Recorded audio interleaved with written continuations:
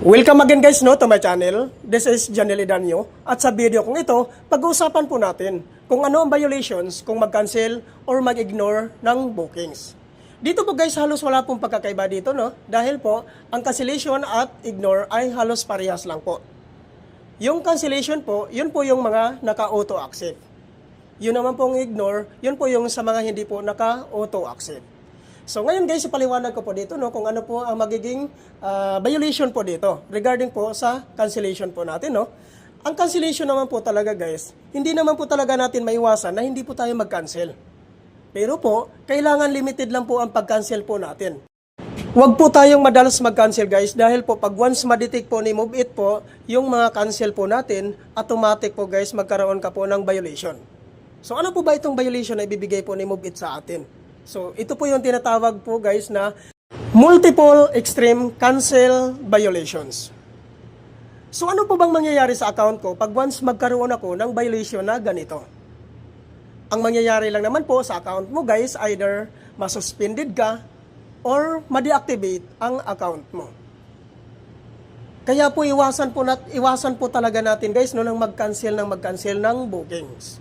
Dahil po, ang mangyayari po, siguradong ma-deactivate or masuspended ang account mo. So likewise lang din ito guys no sa mga sa mga nag-ignore ng booking no. So baka po sa akala nyo na pag once i-ignore nyo ang booking, okay lang po 'yon. Excuse lang po 'yon sa kay MoveIt. Take note lang po guys na ang pag-cancel or pag-ignore ng bookings, halos same lang po talaga ang violations po dito. Ang multiple extreme cancel violation po guys ay pasok po ito sa fraud-related issue. Kaya po, iwasan po natin na magkaroon po tayo ng violation po na ganito. Ang magiging sanhi po nito guys, pag once magkaroon po kayo ng ganitong violation, ay maaaring masuspended or ma-deactivate ang account mo po sa MoveIt. So, yan po guys, no? At ngayon po guys, magbigay po ako ng kunting tips po regarding po kung paano po natin maiwasan na magkaroon po tayo ng ganitong violations. Like si for example po guys, lalong-lalo na po pag once naka-auto accept ka po. So, tuloy-tuloy po yung bookings na pumapasok po sa'yo. So, pag once po pasukan po kayo ng bookings at hindi nyo po gusto yung pupuntahan nyo po, ang una-una mo pong option, kausapin nyo po si customer. Pag once pumayag naman po si customer na i-cancel po niya, so kailangan po siya po ang mag-cancel po. Huwag po ikaw ang mag-cancel sa booking po.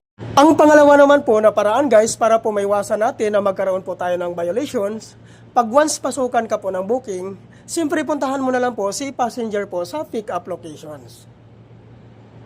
So waiting ka po until 5 minutes. Kung sakasakaling po hindi pa po dumating si passenger, so may chance ka na pong mag-cancel sa bookings. So ito po guys, ay legal po ito na cancellation po guys, no? So pag once i-click mo po yan, ang cancellations, so makikita nyo po doon ang passenger no show. So yan po yung pinaka-valid po na cancellation po guys, no? Pag once hindi po darating si passenger within 5 minutes po. So take note po guys, lalong-lalo na po sa mga baguhan po no, na hindi pa po alam yung ganitong pamamaraan po ng pag-cancel po no. So wag niyo na pong hintayin ng napakatagal si passenger. Kasi po meron po talaga ganun na passenger po talaga no, na mahilig pong magpapahintay. So pag once po na nandoon na po kayo sa pick-up location at naghintay kayo ng mga 5 minutes, pwede na po kayong mag-cancel. Yan po ay valid cancellation. Pag-click nyo po doon guys, pag once i-cancel nyo po ang booking, makikita nyo po doon ang reason po. Piliin nyo lang po ang passenger no show. So, ayan po guys, no? Sana po naunawaan nyo po ang vlog ko na ito, no? At lalong-lalo na po sa mga baguhan po na hindi pa po nakakasubok ng ganitong situation po, no? So, sana po nasundan nyo itong vlog ko na ito. Thank you for watching.